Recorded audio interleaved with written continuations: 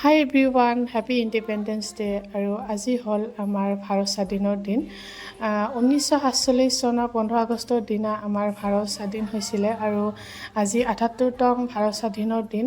ভাবিছিলোঁ যে আজি স্বাধীনতা দিৱস উপলক্ষে আমি ভালকৈ অলপ ফুৰিব যাম, যিহেতু চবেই এনেকৈ ফুৰিব যায় আজি স্বাধীনৰ দিন। চ' এনেকৈ মানে ঘৰৰ সকলোকেইটা ছোৱালীকেইটাক লৈ কিনে ওলাই আহিলোঁ। আমি বেটেৰী গাড়ীৰে যাই আছিলোঁ। তাৰপিছত মানে ভাবা নাছিলোঁ যে আমাৰ লগত এনেকুৱা ঘটনা হ'ব বুলি, কিন্তু মানে মনটো একদম বেয়া হৈ গ'ল। ভাবিছিলোঁ মানে বেলেগ কিবা এটা ভাবিছিলোঁ যে ভালকৈ ধুনীয়াকৈ আজি বেলেগ জেগাত ফুৰিবলৈ যাম অলপ দূৰ, কিন্তু সেইটো নহ'ল। একচুৱেলি মানে আজিৰ দিনটো কিজানি বেয়া আছিলে, কিন্তু বেয়া সিমান এটা নহ'ল। কি হৈছিলে আমাৰ লগত সেইটো শ্বেয়াৰ কৰিম।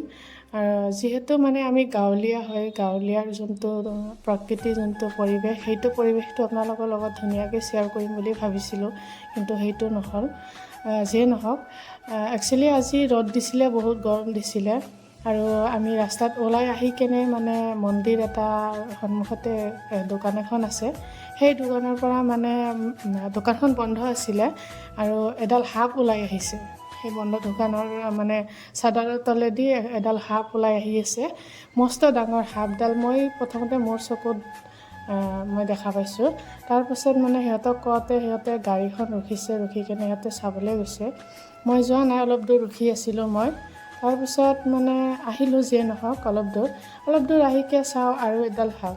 তাৰপিছত মোৰ মনত এটা মানে ভয় এটা সোমাই গ'ল যে কি হ'ল মানে এই সাপ দেখাটো ভাল নহয় ৰাস্তাত ওলাই কেনে। তাৰপিছত ভাবিলোঁ কিবা বেয়াই হ'ব নেকি। তাৰপিছত যোনটো মানে আমি য'ত যোৱাৰ কথা আছিলে তাতে নগ'লোঁ। তাতে নগৈ কেনে আমি বেলেগ এনেকৈ অলপ দূৰ যাই কেনে আমি ঘূৰি আহিলোঁ। যিয়ে নহওক, অলপ দূৰ আহি কেনে কি হ'ল, চাৰিওফালে পাহাৰ আৰু পথাৰৰ মাজত কি হ'ল, আমাৰ গাড়ীখন পামচাৰ হোৱাতে এতিয়া কি কৰোঁ, উপায় নাই, সৰু ছোৱালীকেইটাক লৈ গৈছোঁ। তাৰপিছত তাতেতো গাড়ীও পোৱা নাযায়, এতিয়া কি কৰোঁ। তাৰপিছত যেনেকৈ হওক গাড়ীখন লৈ লাহে গাড়ীখন লৈ কেনে আমি আহিলোঁ। অহাৰ পাছত আহি মানে এটা দোকান, বজাৰ এটা পাইছোঁ। বজাৰ পাওঁতে মানে কৈছে ইয়াতে দোকান থাকিব লাগে, গেৰেজ এখন থাকিব লাগে, তো গেৰেজত লৈ গৈছে। তাৰপিছত গাড়ীখন ঠিক কৰিব লৈ যাওঁতে আমি এইখিনিত অলপ ৰখি দি কেনে ছোৱালীকেইটাক কৈছোঁ তোমালোকে ভিডিঅ' কৰা বা ফটো উঠি লোৱা। এইফালে আৰু বতৰটো হঠাৎকৈ মানে ডাৱৰীয়া হ'ল, একদম মানে বৰষুণ পৰিব ধৰিছে লাহে।